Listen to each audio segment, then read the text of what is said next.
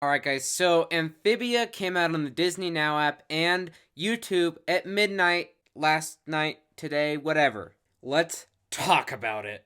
What time is it? Adventure time!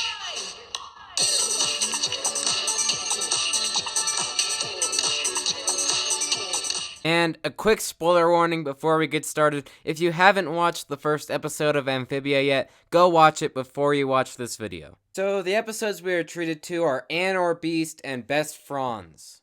And I gotta say, I really enjoyed both the episodes. So in Anne or Beast, everybody thinks Anne is a beast. And then Sprig goes to capture her, and then they become friends, and then the townspeople capture her, and then Sprig makes them let him go, and then they become friends. They defeat a giant praying mantis, and then Anne moves in with them, and then they become all buddies. Second episode is all about further developing Anne and Sprig's friendship. They want to go to the lake because Anne used to go to the beach with her friends, and Sprig wants to make her feel better. Hop Pop doesn't let them. They sneak into Hop Pop's study while he's sleeping, steal the key, they go to the lake, they get attacked by a sea snake, and they bond over it. But aside from that, pretty much all the jokes hit, the voices are on point, the animation looks really good, and the character designs are really cool. Now let's get into the good stuff. And mega spoiler warning, we're going to be getting into the possible lore of the show here, so if you don't want to know, go watch the episodes first and then come back. Okay, so at the end of the episode, it comes to this castle. And then we get a look at what seems to be the main villain of at least Season 1. He shows this shoe, Anne's shoe, and is interrogating one of her friends, Sasha to be exact. You'll see her right here, right now.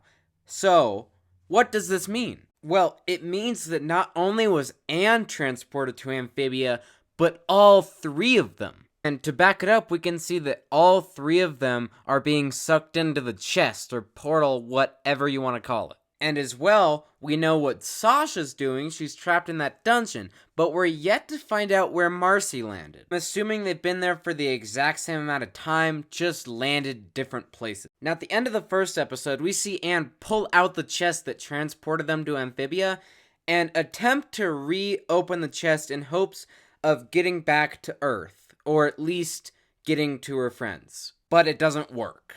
Now we clearly see here that there is 3 gems on the box, blue, red, and purple, and all the gems are now gray, which obviously would mean that the box is out of power.